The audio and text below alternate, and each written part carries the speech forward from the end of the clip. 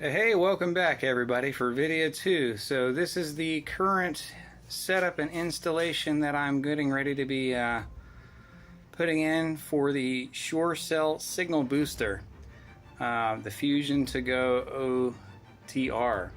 I'm going to flip this around here real quick so you guys can see what I've got going on. I got it laid out on the bench currently, so here we go. Alright.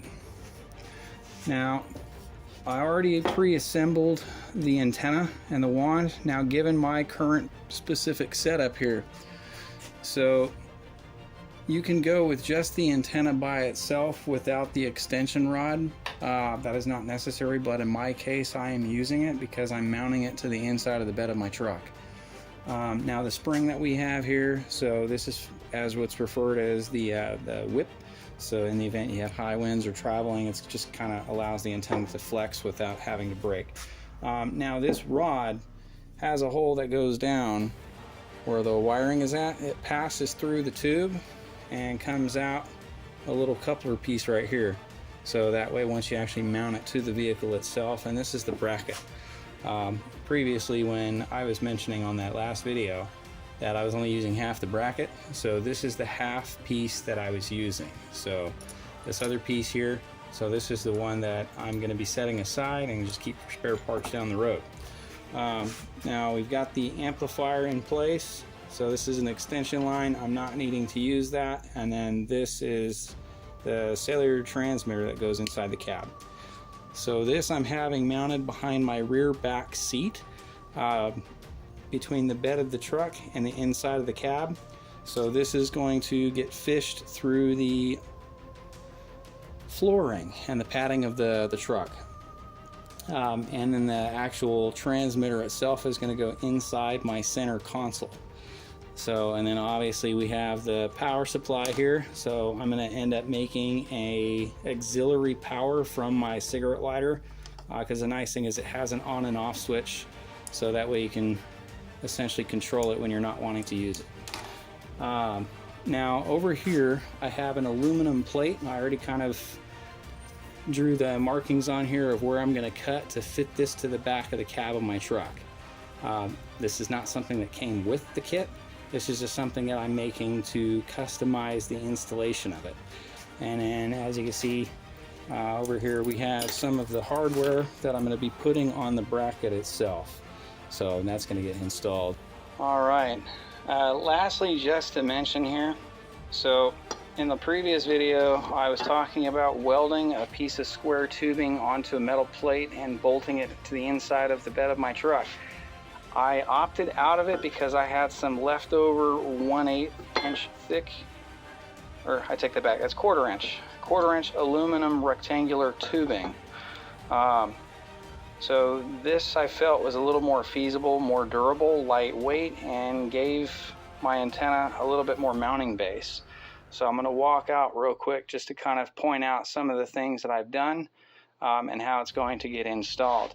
Now before we head down there, this whole video and all the other past videos I've talked about Loctite. So this is red Loctite. I currently ran out of the blue stuff. So for general purposes, for removing, I highly encourage using the blue Loctite. If you use the red Loctite will cause excessive amount of force to remove the nut or bolt from your hardware itself. I highly encourage do not buy the red Loctite, use the blue Loctite. Now this kit with the Sure Boost for the SureCall Fusion2Go, this came with a very small tube of blue Loctite to use on the mounting screws, which I've already used. Now just to walk out here, it's a little on the warm side today, probably in the triple digits, but as we come down to the truck, I'll flip this around so you can see the inside of the bed where I put the rectangular tubing. Come around the side here. Alright, here we go. So this is the rectangular tube that I was mentioning. I already pre-drilled all of this. I put rivet nuts inside the bed of the truck, and it's going to be kind of hard to see down in there, but I used Allen key screws, washers, and rivet nuts to the bed. I ended up filling it back in with a paint, and then there's a small hole drilled in this corner so I could pass the antenna cable through. Now inside the cab of the truck, so I have the seats folded down here. So back here, there is a small hole that passes through the back of the cab. Now that was a rubber black weather plug, and then this is a mounting plate. It was just an accessory that came with the truck. So that aluminum plate that I showed you in the garage, so that's the plate that I'm making to mount there. So that way I can end up mounting the amplifier for the antenna. Now as far as the cellular booster for the transmitter inside the truck, so that is going to pass under the floor, and it's going to end up going through the inside of my console, and I'm going to have it pass inside to my glove box.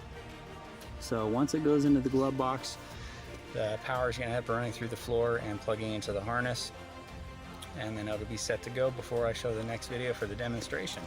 Welcome back. So this is the next video here, just showing a quick recap of what it looks like after it's been installed. So I'm going to show you the amplifier.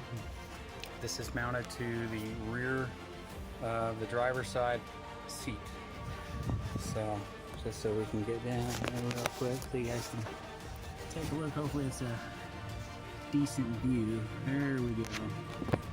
Try to get this adjusted here. Tight quarters, but just so you can kind of get the general idea. And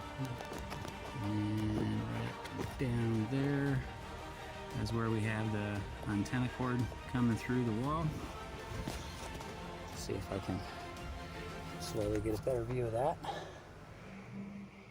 There it is. It's probably going to be the best view I can get you. And then just over here, so this is what the antenna looks like, and this is where it's sitting at from the inside of the bed,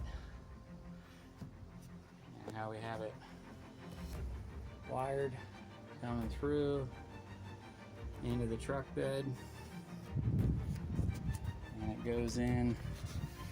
I'm not going to be able to see quite in there, but just so we can see inside the center console, I'll show you where the antenna is at.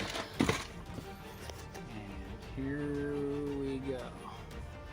There is the cellular transmitter for inside the vehicle.